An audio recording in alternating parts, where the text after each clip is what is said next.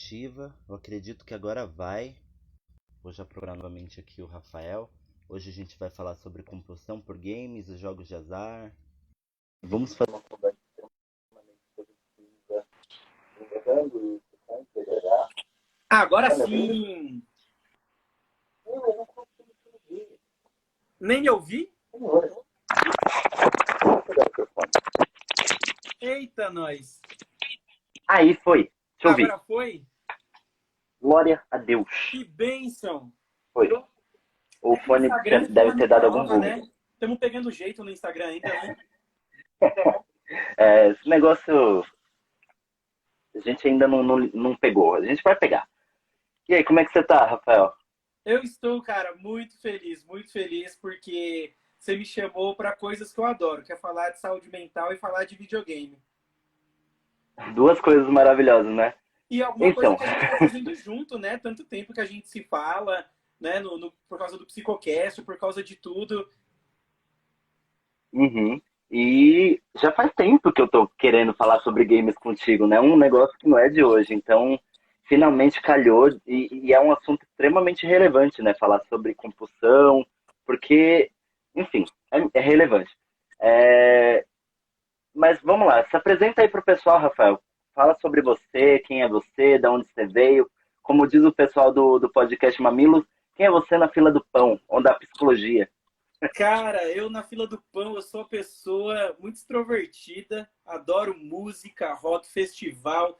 Tava aí no Lola, tava em Belo Horizonte no Breve.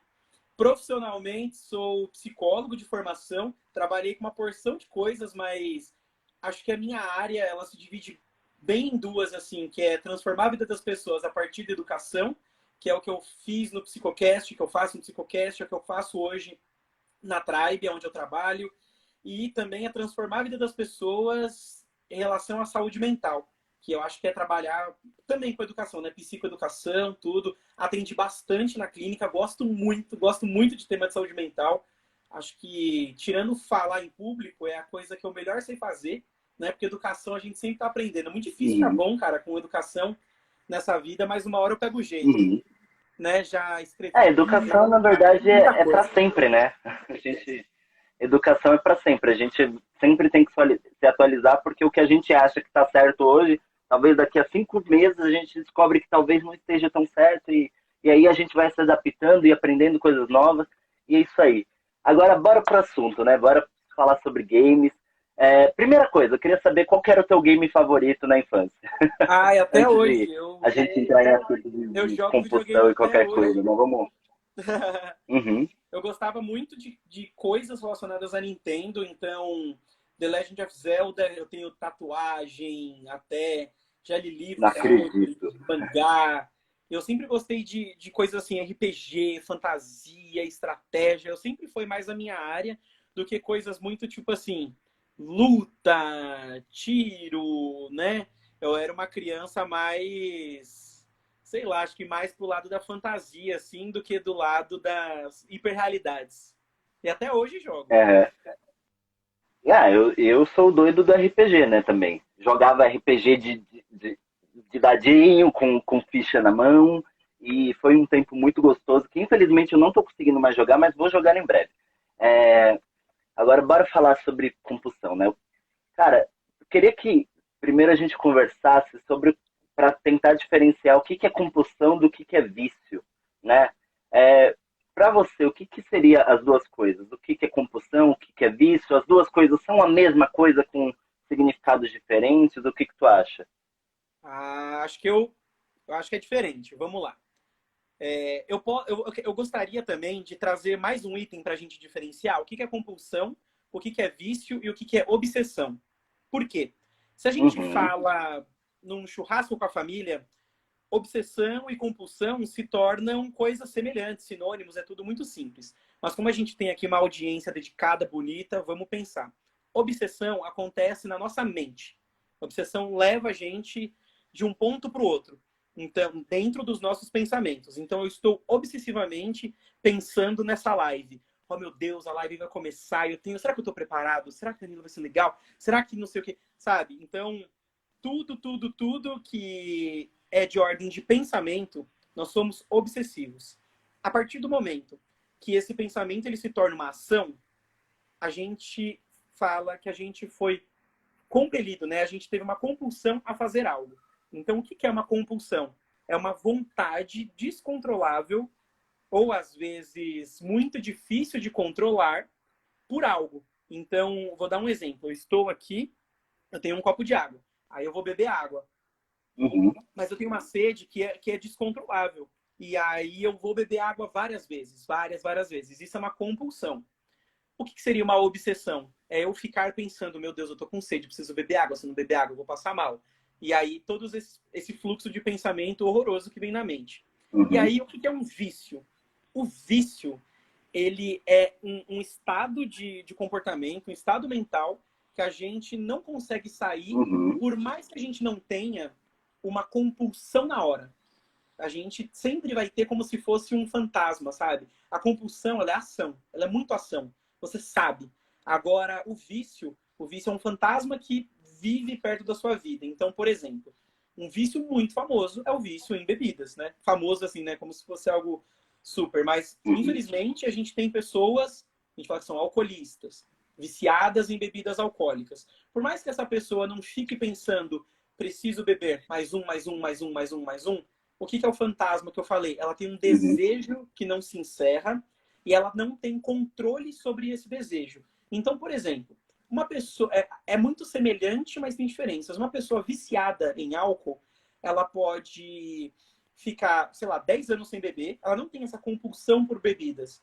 Mas em um momento, um gatilho, alguma coisa, infelizmente, ela vem a beber de novo. E aí, às vezes, uma lata de cerveja, uma dose do que essa pessoa é viciada, deixa ela totalmente descontrolada.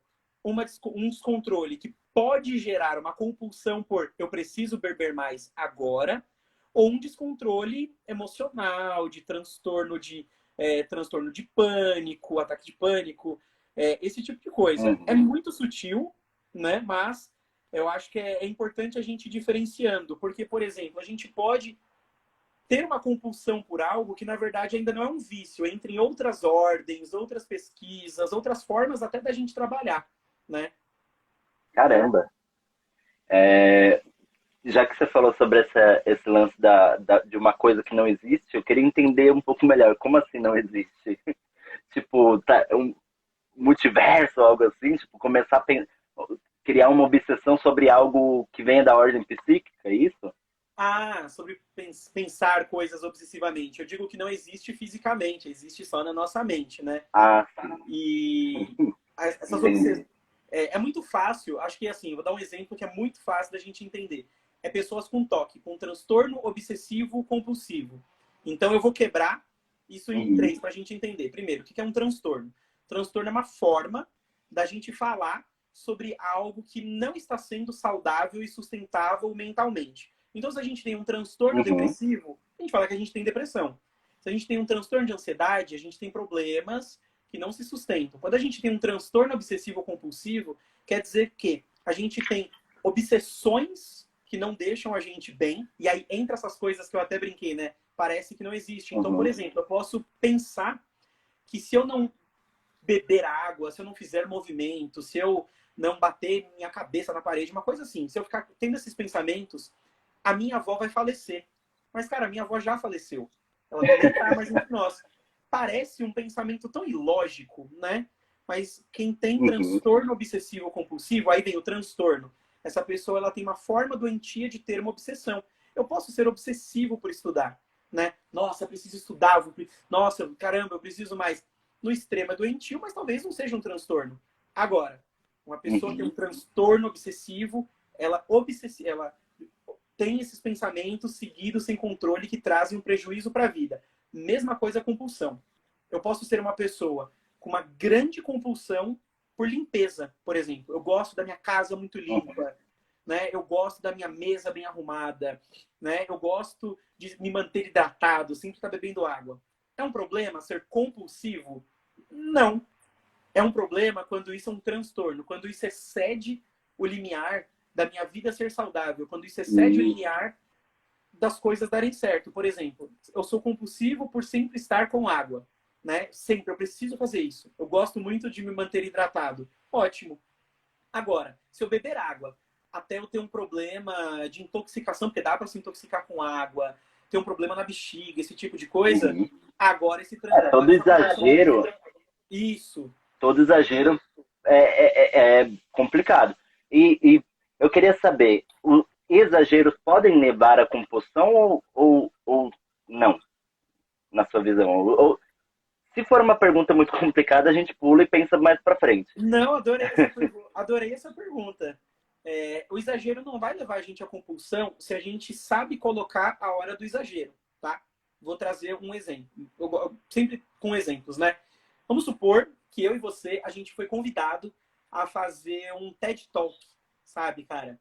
Em Boston. Uhum. Olha que chique, olha que legal, né? E eu acho que é um exagero, a gente vai ter um exagero de preparar nossa fala, o que cada um vai fazer, revisar bem o nosso inglês, vamos utilizar tal termo, será que a pronúncia tá boa? Nós seremos exagerados na preparação.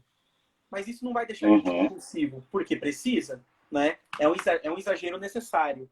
Ou, por exemplo, né, você tá numa comemoração com a sua família, poxa, hoje eu vou abusar do álcool, é um exagero, né? Que não necessariamente leva à compulsão. A compulsão ela é realmente o descontrole. É se a gente todas apresentam. Se para essa live a gente tivesse gasto 3 horas se preparando. Se para a próxima live você gastasse mais tempo e você ficasse muito maluco com isso. Ser compulsivo, né, beira o transtorno. Uhum. Entendi. Então, ser compulsivo já é quando já extrapolou do limite do exagero, já está próximo, digamos assim, que já está entrando próximo de um vício, de um transtorno. Exato. Beleza. Agora, em questão de games, né?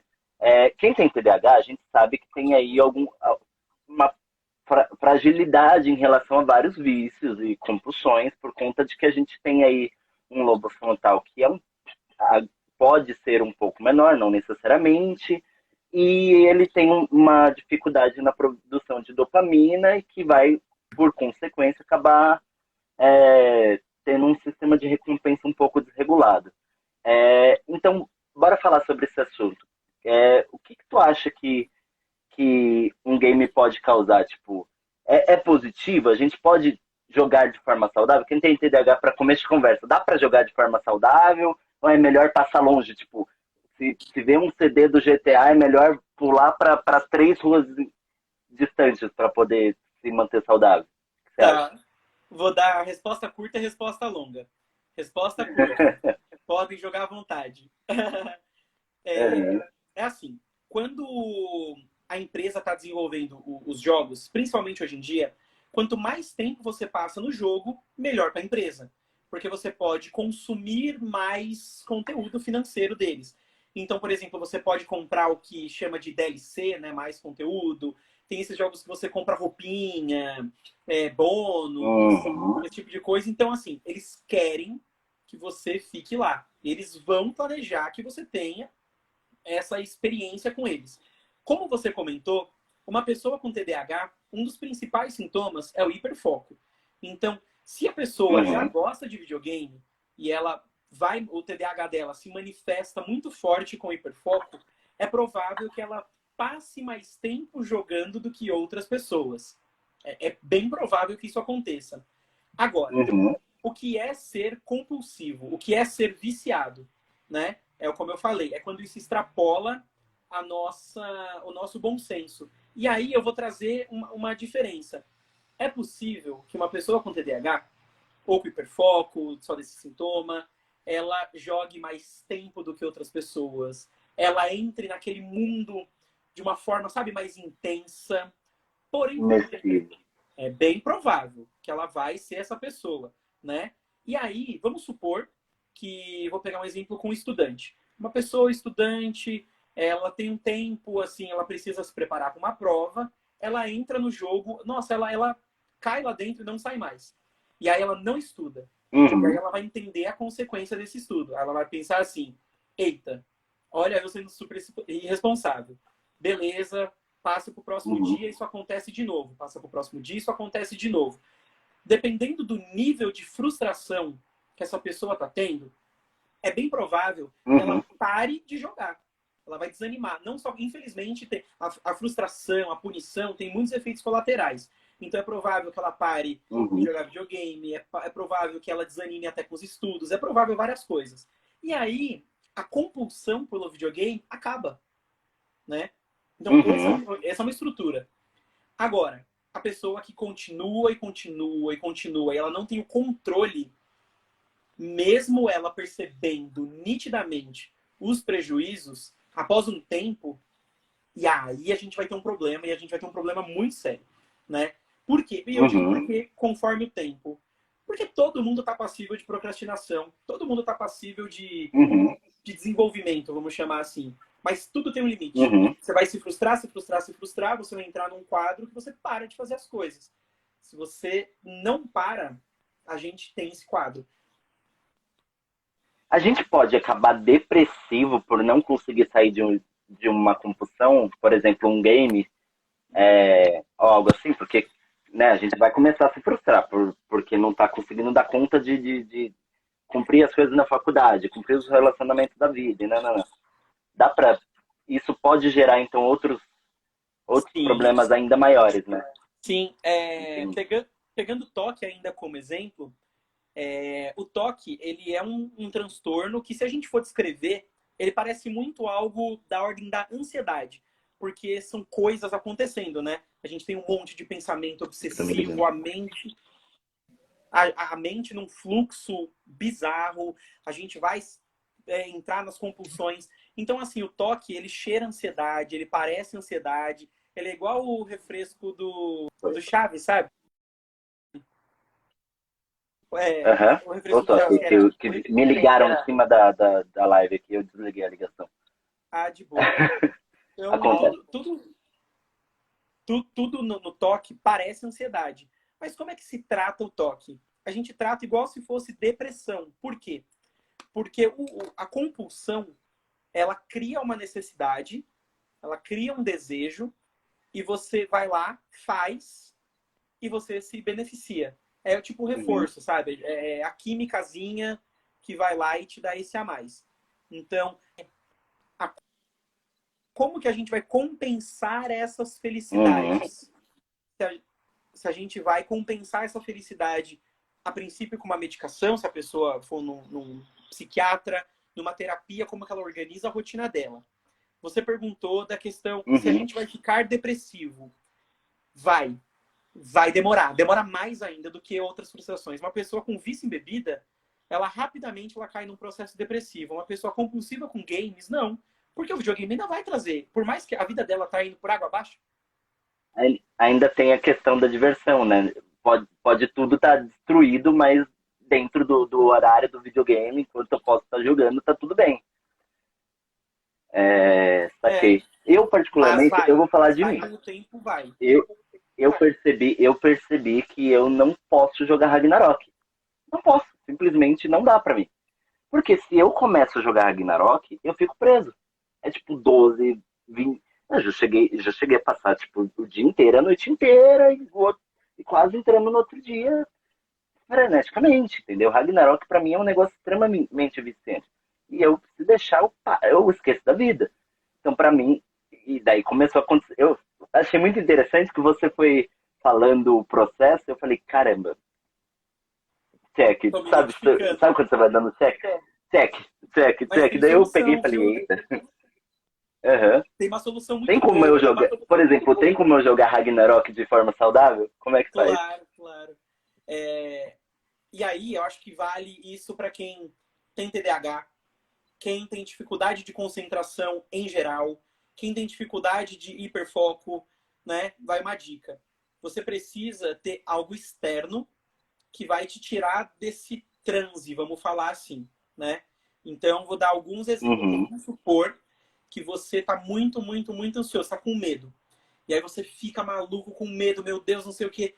Quando você conversa com alguém, você está tendo um estímulo externo a você, que não é só seu pensamento, então é uma outra pessoa, ela conversa. E sempre essa conversa calma, ajuda muito, né? É um estímulo externo.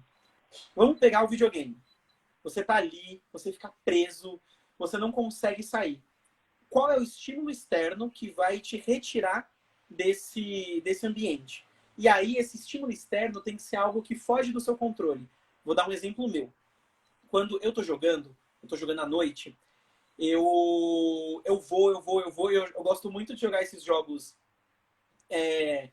que tem essas dificuldades chatinhas hoje em dia, tipo Dark Souls, Elden Ring, que saiu agora, que você morre 70 vezes, e eu não vejo o tempo Nossa, passar. Dead Souls é um inferno. É infinito se você ficar ali.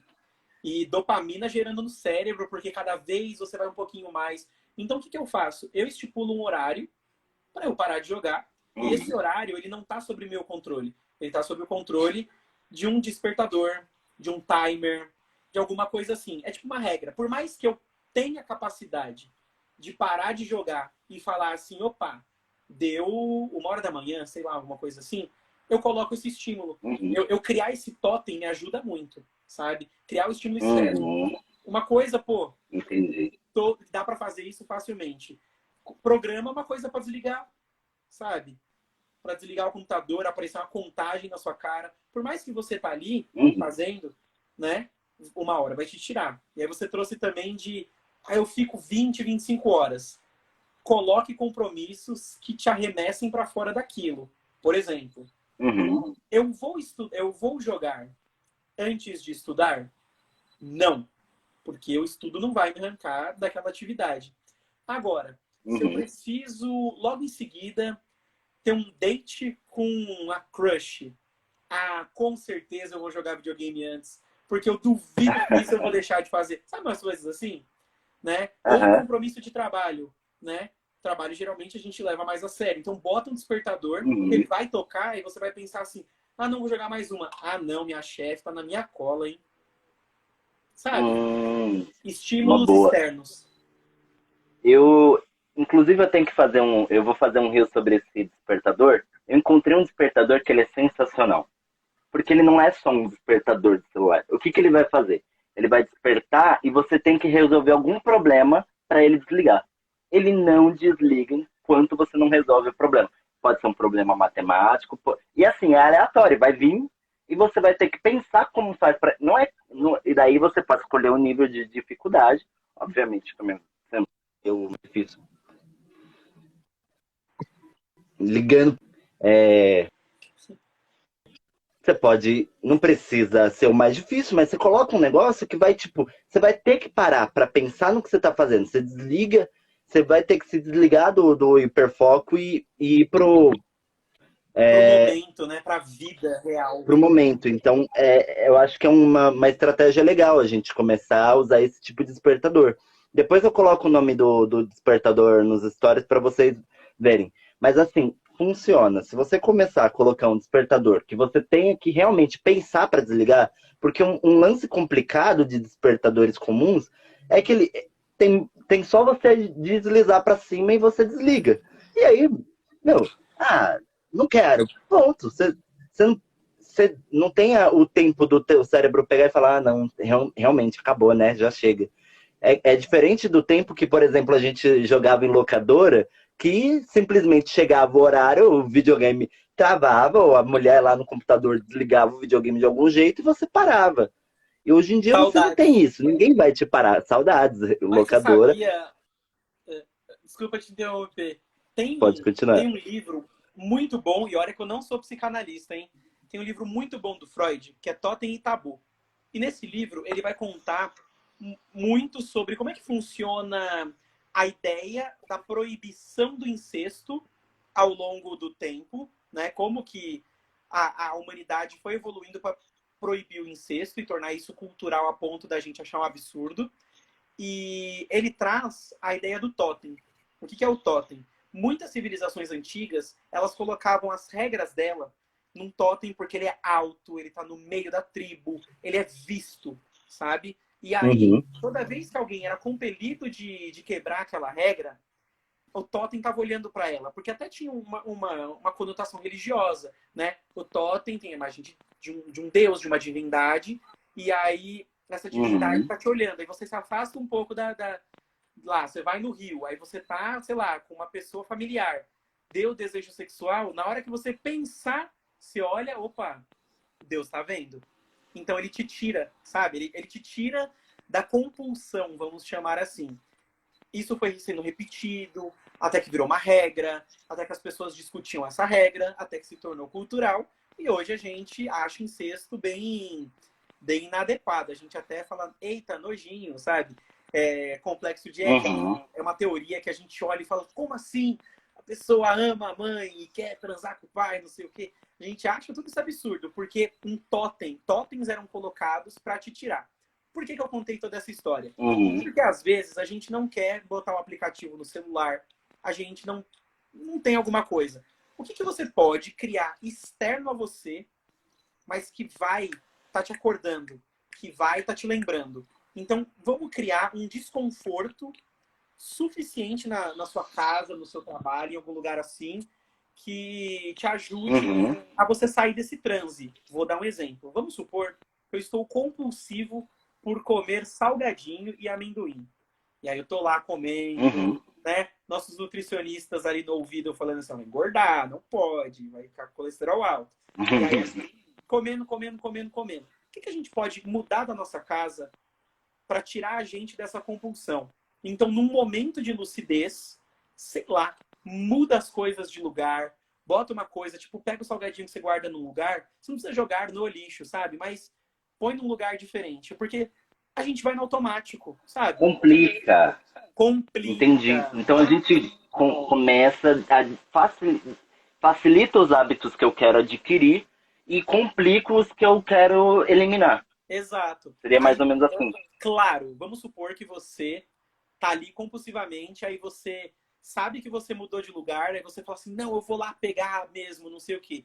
Aí, se um elemento natural externo não tá te ajudando, é uma hora interessantíssima de você talvez procurar ajuda ou intensificar, né, essa complicação ou trazer mais de um elemento externo, né? Mas sempre vai aumentando o degrau. Nunca pensa assim, tipo, eu não consigo me controlar. É impossível. Não.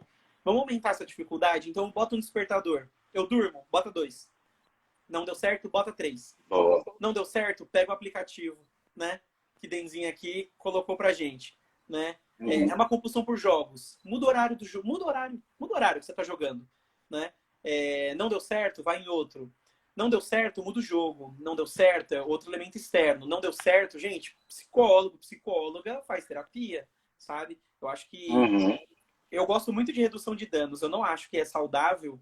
E eu já li algumas pesquisas assim, você eliminar eu estava super querendo falar de alguns vícios, redução sabe? de danos. Mas traga a pergunta, então. Não, eu tava pensando no que você tava falando e automaticamente meu cérebro foi redução de danos.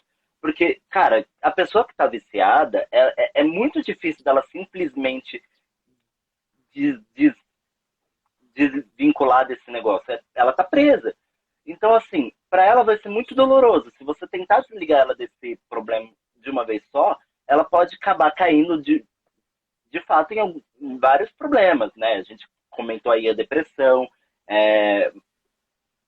Você quebra a pessoa. E daí ela pode. É muito melhor a gente ir tratando isso aos poucos, para não gerar um desconforto muito ruim para a pessoa. E é até perigoso, porque quando você tem uma compulsão e você corta a compulsão, automaticamente todos os organismos vão tentar aumentar a frequência da mesma compulsão. Então eu vou dar um exemplo, super simples. Vamos supor, eu tenho uma janela aqui, ó, do meu lado, tem essa janela. Quando eu abro a janela, eu pego ela, faço assim. Beleza. Então o meu corpo está compelido, ele sabe, no automático. Põe a mão, faz assim. Põe a mão, faz assim. O que vai acontecer se eu tentar abrir essa janela não abrir? Imediatamente eu aumento a frequência. Ué, gente. Eu vou começar a extinção de comportamento, né? Eu vou começar a ficar maluco tentando fazer de alguma forma. Isso é simples, né? É bobo e, assim, vamos fazer gradualmente. Claro que, assim, eu vou trazer ressalvas, tá? Algumas coisas, elas em si, elas são extremamente danosas. extremamente danosas para a nossa saúde. Então, por exemplo, a pessoa, ela, sei lá, ela é viciada em pedra de crack, uma pedra a mais vai fazer muito mal para ela. Muito mal, né? A utilização de drogas. Uhum. Então, é complicadíssimo a gente falar de redução de danos. Por isso que pessoas que têm compulsão, vício em drogas, coisas ilícitas, assim, que mexem demais com a química, o mais adequado é uma internação, é você ir para um lugar específico para isso. Agora, compulsão por games, né?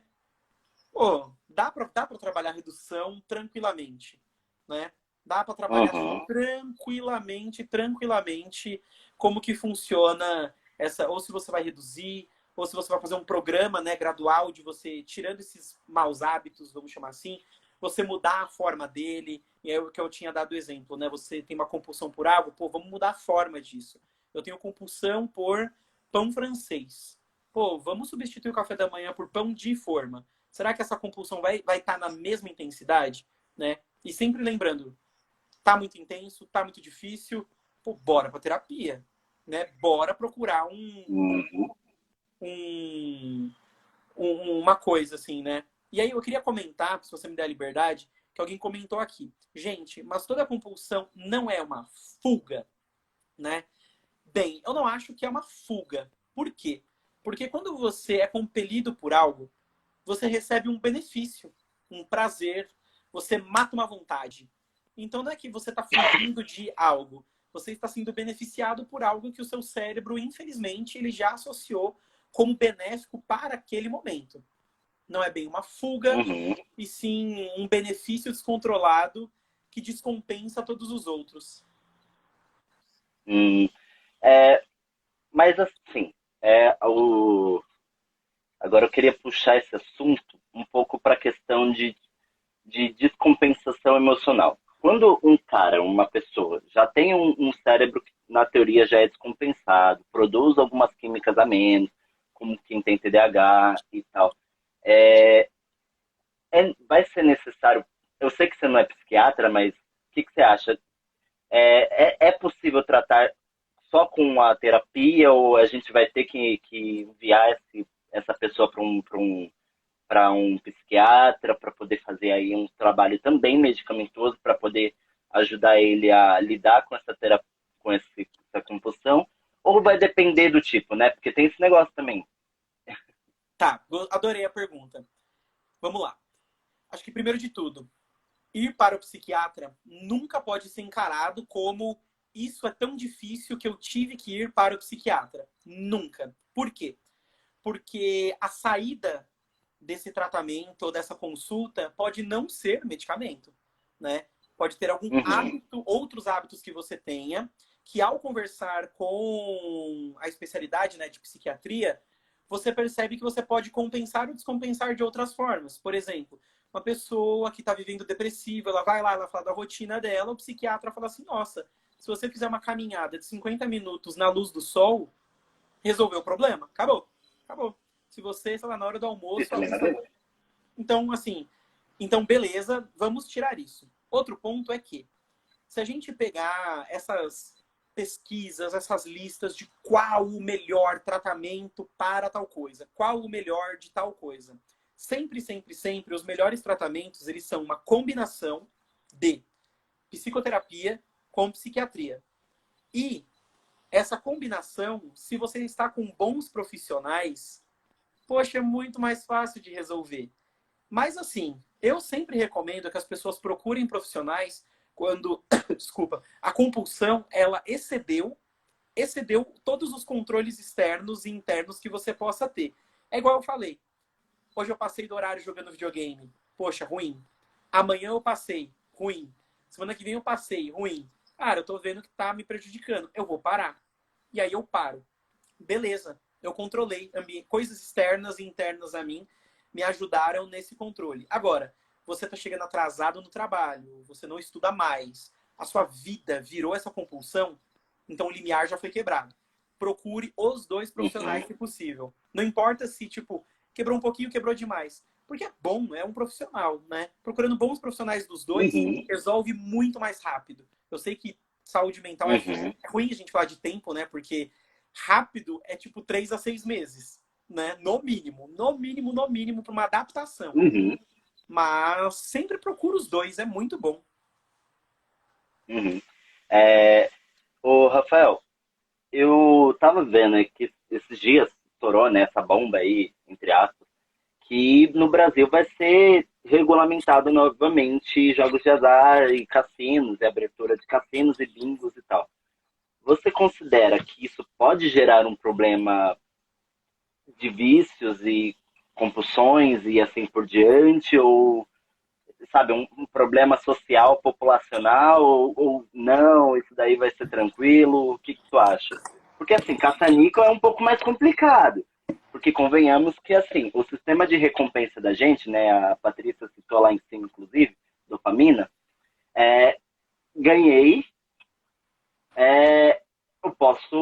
O sistema gera dopamina. Só que a dúvida também gera muita dopamina, porque eu fico. A expectativa leva o nosso cérebro à loucura.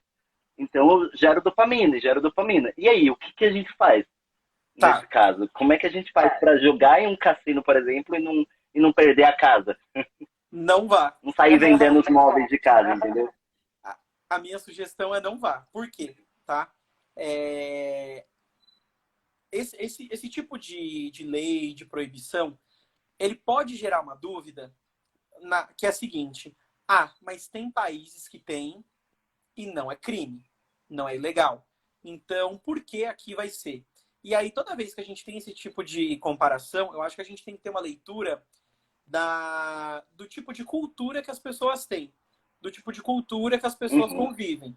Por exemplo, no período de independência dos Estados Unidos, a França estava apoiando, né, o país a se tornar independente da Inglaterra, da colônia, e eles começaram uma guerra civil. Foi a primeira grande guerra civil que aconteceu. As pessoas elas precisavam se defender, elas precisavam defender as terras. Era uma terra muito inóspita ainda. E aí eles criaram essa uhum, cultura de ter arma dentro de casa, que, cara, evoluiu até hoje. Então, é cultural para o norte-americano uhum, ter uma arma em casa. No Brasil, não é. Nunca foi. E a gente, na uhum. verdade, tem exemplos contrários. Pessoas no Brasil que possuem arma de fogo, elas têm um comportamento descontrolado. Ou seja, a mesma lei não se aplica para os dois lugares, né? Uhum. Vamos pensar agora cassinos e jogos de azar. O comportamento social brasileiro para compulsões e vícios ele é muito grande. E a gente tem uma desigualdade social muito grande. A pessoa que vai Eu em tava Las, pensando nisso. a pessoa que vai em Las Vegas jogar num cassino, cara, ela tem dinheiro. Então ela vai jogar, Uhum. ela pode ter o vício ou não, ela pode ser compelida ou não, mas ela sai de lá a vida que segue. Agora você pensa, João Maria vive uma vida miserável, pega um dinheiro É o na mão cara que recebe R$ 1.000 por mês e pensa, cara, talvez eu consiga dobrar isso aqui. e aí não vai adiantar nada, porque vai acontecer. Olha quantas pessoas caem em golpes. Né? A gente tem uma taxa muito grande, porque são pessoas que elas são mais humildes, elas são mais gananciosas. A gente tem uma cultura muito diferente. Então, assim, eu espero Uhum. do fundo do meu coração que não legalize, que não dê certo. E a gente já tem um histórico. A gente já tem escrito bonitinho, é só pegar como que funcionava os anos 90. Os bingos faliam pessoas aposentadas. Né? Faliam. Caramba. E eu vou trazer também um outro ponto que embasa a minha opinião para a questão dos jogos de azar. A gente tem algumas pessoas que justificam que os jogos já ocorrem. Já existe jogo do bicho, já existe cassino clandestino, não sei o que. Pô, então bora legalizar para acabar o crime. Só que assim, você legalizar, você não traz benefício nenhum. Zero benefícios. E os que existem, eles não estão necessariamente trazendo grandes prejuízos para as pessoas. Traz para aquele pequeno público. Então, assim, tem um jogo do bicho. Se você acabar com o jogo do bicho do bar, o bar não vai falir, não vai acabar, não vai acontecer nada, sabe? Então, acho Uhum. que toda vez que a gente pensa em vamos... aí, ó, mandou aí no chat, né? Igual as drogas. Igual a discussão entre drogas, É, né? eu tinha pensado nisso, né? Mas assim, No caso das drogas, é um pouco diferente, né? Por exemplo, a legalização da maconha. Não vou entrar nesse papo agora, tipo, a fundo, mas é um pouco diferente. O sistema de proporção é muito maior, na verdade. Porque aí a gente está trabalhando com outras coisas. A gente está trabalhando com ganância, né? A gente está trabalhando com coisas que vão mexer com o nosso cérebro muito pior que, por exemplo, poderia mexer qualquer droga. Cocaína. O cérebro de uma pessoa tem como produzir, entre aspas, né? Entre aspas, óbvio, uma cocaína do nosso próprio corpo. Então, assim, o cara entra dentro de um cassino sem dinheiro e com a ganância de que pode sair de lá rico e vai sair de lá ferrado, frustrado. Por quê? Porque o cara produziu tanta dopamina, tanto tudo, que o cara simplesmente ele tá malucão. Ele não tá mais, E aqui, né, e aqui tendo interessa, nada. né? Se a gente pensar que toda lei ela é feita para o povo, ou deveria ser feita para o povo, quem do povo se beneficia? Tipo, é esse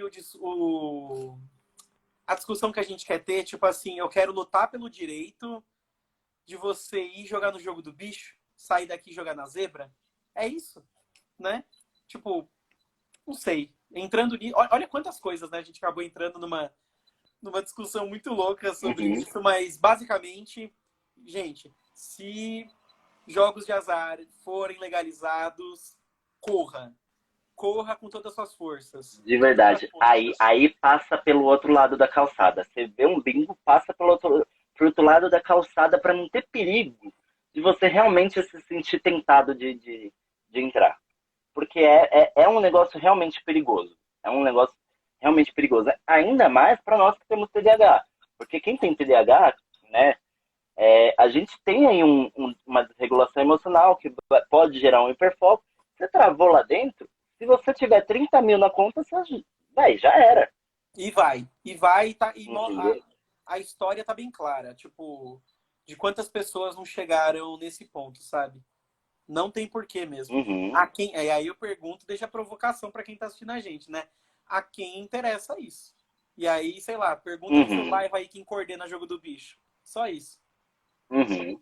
É, não é à toa que, assim, um dos argumentos que se dão entre toda a galera da bancada que está defendendo isso é que isso vai gerar uma movimentação muito grande de finanças, né?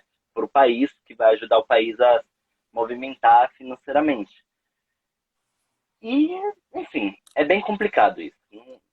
Movimentar dinheiro a que custo? Porque, assim, movimenta aqui, porém gasta aqui, porque o tanto de gente que vai perder saúde, que vai ter que gastar com SUS e tudo mais, vamos ver se essa conta vai fechar. É o filme o Não Olhe para Cima, né? O Don't Look It Up.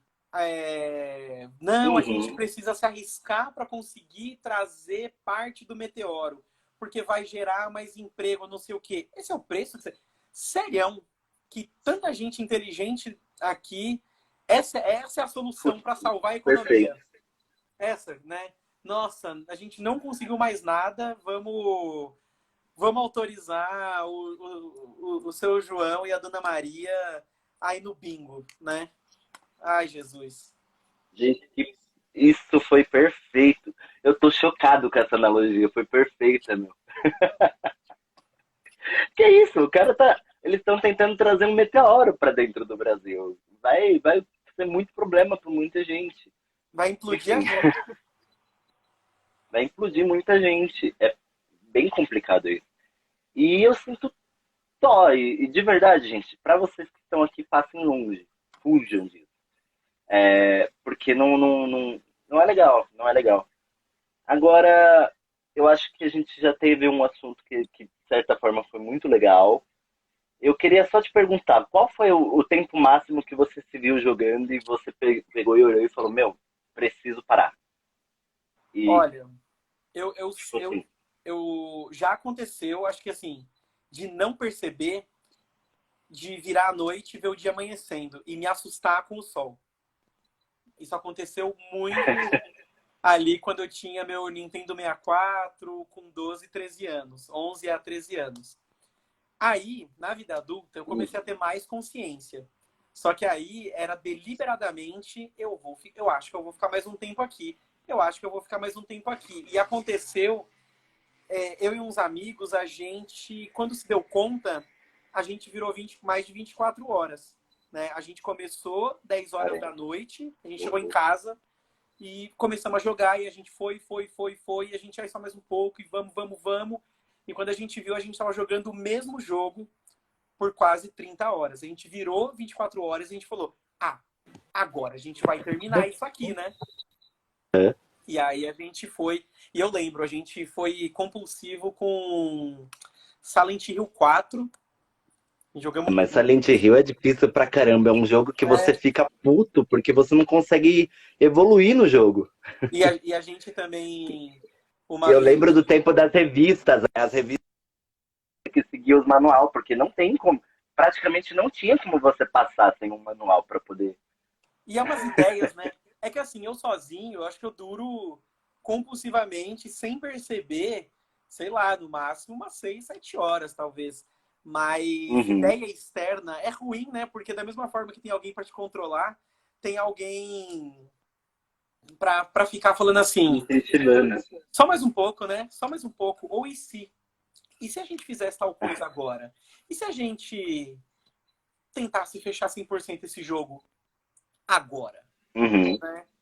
É o que eu sempre falo, é o que eu tava falando mais cedo, né? A dúvida tem um negócio muito louco. Esses dias eu tava vendo um podcast daquele psicólogo, neuropsicólogo muito famoso, Wesley, e daí ele falou sobre um estudo, eu ainda não fui pegar para ler, mas ele falou sobre um estudo que eu achei incrível. Ele pegou e falou sobre um estudo que eles fizeram com macacos, onde eles pegaram, davam um suquinho pro macaco e acendia uma luz. Ok. O macaco produzia dopamina, só que aí eles começaram a notar que o macaco produzia dopamina por ver a luzinha. O tomar suco ele já não produzia mais. Beleza. Aí eles pegaram e falaram, tá, o macaquinho produz a dopamina se ele ganhar o suquinho. Se ele ver a luz. Agora, e se a gente tirar o suquinho e colocar uma dúvida? Se pode vir o suquinho ou não? Se a luz vai acender, vai vir o suquinho ou não? Quando eles começaram a pegar e diferenciar, talvez nessa vez que vinha acender a luz, vai vir o suquinho, ou talvez quando vinha a luz não vai acender o suquinho, os macacos começaram a pirar. Aí os níveis de dopamina no cérebro deles foram às alturas. E é isso, é o e se a gente tentar uma coisa diferente? E se a gente for para um lado? E se a gente for para aquela porta que a gente ainda não testou? E se a gente jogar só mais uma vez nesse cassino aqui? Aí se eu tentar só mais uma cartela nesse bingo? E esse se vai sempre nos colocando em mais vezes para a gente voltar para essa compulsão.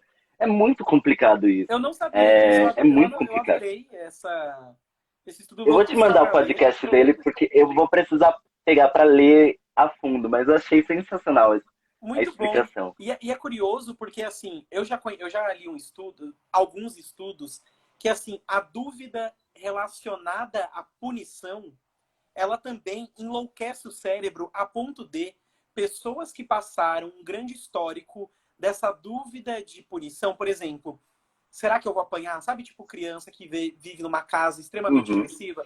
Será que eu vou ser punido? E aí é ou não é? Será que não sei o quê? O cérebro dessa pessoa, ela começa a ficar tão hiperativo que vai passando os anos, o cérebro começa a desligar o processo de atenção para descansar. Então é uma pessoa que está desperta, está em vigília e é como se ela estivesse dormindo ao mesmo tempo, durante tipo 5 minutos. E aí ela meio que tipo, nossa, que eu... Sabe, você tá na aula e de repente você, nossa, passou 5 minutos que eu não sei o que eu tava fazendo. E aí é difícil de diagnosticar, porque parece cansaço, parece estresse, parece só uma falta de atenção. E aí quando você pega esses casos e vai rastreando, são casos que viveram situações intermitentes e de dúvida, de punição. A dúvida é um veneno para o nosso cérebro, olha. Meu Deus. Que louco isso. Que louco isso. Vazou eu. Que louco isso, meu. Isso eu não sabia. Depois eu quero até pegar para ler sobre isso. E é sensacional isso. A gente precisa começar a tratar essas coisas e descobrir. relacionando essas coisas. Que nem muita gente, eu vejo chegando falando que tem diagnóstico de TDAH, aliás, que acha que tem TDAH, e daí eu pego e falo, tá, mas várias vezes eu respondi isso pra pessoa. Tá, mas você dorme quantas horas por noite? Ah, eu durmo de 5 horas. Beleza. Ah, se alimenta de.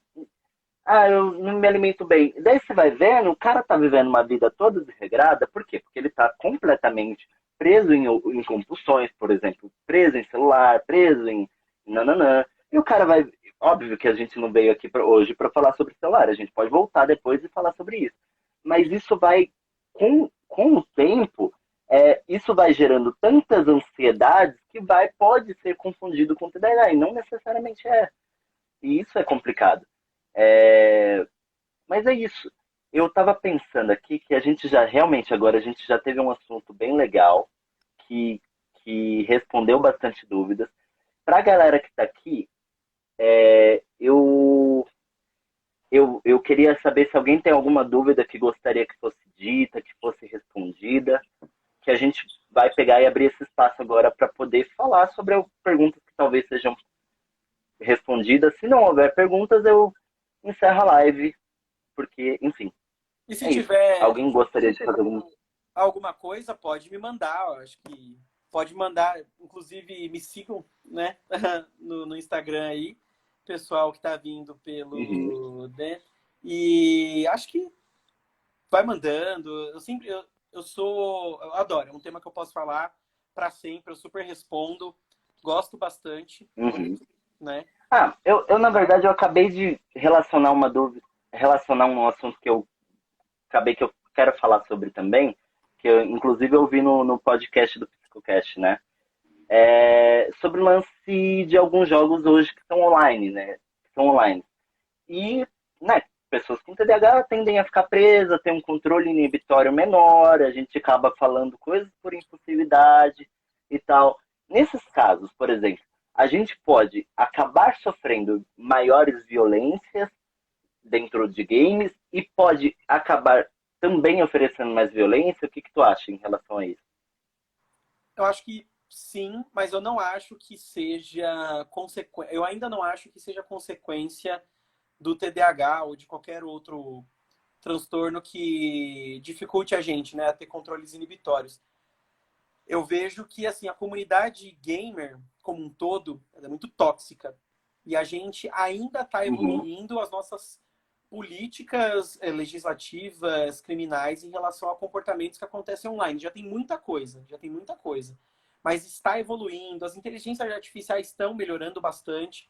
E eu acho que enquanto a gente não trabalhar culturalmente e, tecnicológica, tecnico, tecnologicamente. Nossa, que difícil falar as palavras, né? enfim, eu ia tentar falar essa palavra também, mas eu já percebi que não ia dar outro Não é jeito igual eu. para você citar. Mas enquanto a gente não melhorar, né, de alguma forma, eu acho que a gente não consegue ajudar as pessoas. E aí, o que eu digo que é ajudar de alguma forma? Você falou de Ragnarok, a gente jogava Ragnarok e se você digitasse um palavrão, não podia. Só que várias outras coisas Travava? travava. Só que várias outras coisas dá para colocar. Então eu lembro quando eu jogava Ragnarok, assim, você não pode colocar, sei lá, uma coisa, tipo uma ofensa racista. Mas você colocar, tipo assim, filhote de urubu, você pode. E filhote de urubu continua sendo um termo extremamente racista. Hoje, a inteligência artificial, né, os algoritmos que trabalham pelos jogos, eles são mais rápidos, mais inteligentes, são equipes maiores, Hum. movimenta mais dinheiro, né? Hoje a indústria de games online movimenta mais do que a indústria do cinema. Então, assim, Uhum, tá evoluindo e dá para melhorar, né? Mas eu uhum, acredito ainda muito que é da indústria e é da cultura. A pessoa com uhum, TDAH, ela se preocupar com isso, ela, poxa, a gente vai tirar o divertimento dela. uhum. Então, assim, o que a gente precisa conversar, então, dá para jogar de forma saudável, dá para se divertir, e dá para se divertir sem ficar com neura. É só pôr alguns limites, dificultar algumas coisas. Eu só tô falando isso porque tem muita gente que eu percebi que não estava no começo. Então, só chegou coloca um limite, coloca um timer para tocar, é, perceba algo, coloque algo que realmente te distancie de permanecer preso nesse game. Tá tudo bem e dá pra jogar, dá pra se divertir, dá pra você jogar seu LoL e seu GTA e não ficar frustrado. Tá tudo bem, dá pra se divertir bastante. Acho que ser crítico de si mesmo, né? Ter esse olhar sempre para parar para pensar, para ver se isso tá de fato atrapalhando atividades diárias. Se eu tenho tempo e disponibilidade e eu não tenho outras responsabilidades, eu posso jogar 6 horas, né? Agora, eu hoje, profissional, tenho outras responsabilidades, minhas responsabilidades de casa. Eu não posso passar 6 horas jogando. Então, a questão não é 6 horas, o tempo que eu fui compulsivo. É o quanto de responsabilidades, outros compromissos eu tenho e arco com eles. Então, acho que ser crítico de si mesmo, para ver se a gente está superando isso. Legal, legal. Eu acho que assim se encerra essa live. Adorei. Eu queria pedir para que você falasse sobre você novamente, convidasse as pessoas para te seguir, convidasse as pessoas para seguir o Psicocast e assim por diante. Ó, galera. Alô, galera, mulheres. Bora lá, ó. @Psicocast, você acha o melhor podcast de psicologia do mundo, né?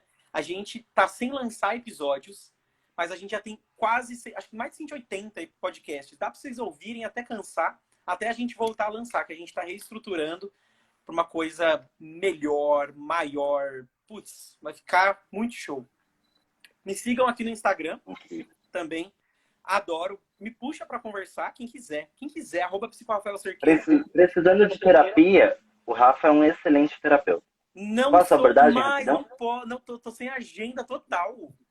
Tá sem a gente. Ih, Gente, já era. Tô Já no era. trabalho, Quem queria, perdeu. Mas, assim, Não é. Vem falar comigo. Muita coisa eu posso dar orientação, por texto mesmo, né? Para dar esse primeiro norte. E é óbvio que eu conheço ótimos profissionais que eu tô me cercando, que se precisar eu tenho para indicar. Mas papear eu adoro. É isso aí. Gente, agora eu vou dar tchau para vocês, para todos que estavam presentes. Muito obrigado. E é isso, tamo junto. Eu sou Danilo, fundador do Psicocast. Do Psicocast, não. Fundador do... Buguei, TDAH Problems. Fundador do TDAH Dislex. Tamo junto e até a próxima. Adorei o convite. Obrigado. Jesus. Tamo junto, Rafa. Até a próxima.